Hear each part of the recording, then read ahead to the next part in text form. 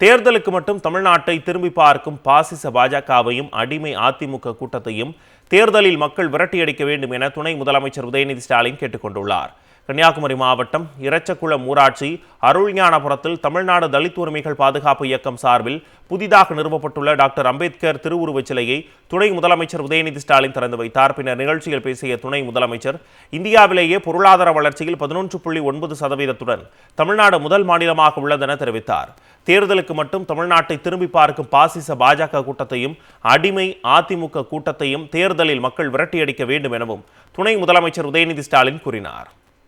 அமைச்சர் மனோ தங்கராஜ், மேயர் மகேஷ், தமிழ்நாடு உணவுக் கழக தலைவர் சுரேஷ் ராஜன், திமுக மகளிர் அணி மாநில செயலாளர் ஹெலன் டேவிட்சன், திமுக இளைஞர் அணி துணைச் செயலாளர்கள் ஜோயல், இன்பாரகு, ஜி.பி. ராஜா, தமிழ்நாடு தலித் உரிமைகள் பாதுகாப்பு இயக்க தலைவர் தினகரன் உள்ளிட்டோர் கலந்து கொண்டனர். முன்னதாக கன்னியாகுமரி மாவட்டத்தில் பல்வேறு நிகழ்ச்சிகளில் பங்கேற்பதற்காக வருகை தந்த துணை முதலமைச்சருக்கு மாவட்ட திமுக சார்பில் நாகர்கோவில், வடசேரி, தக்கலை, குலசேகரம் உள்ளிட்ட இடங்களில் உற்சாக வரவேற்பு அளிக்கப்பட்டது.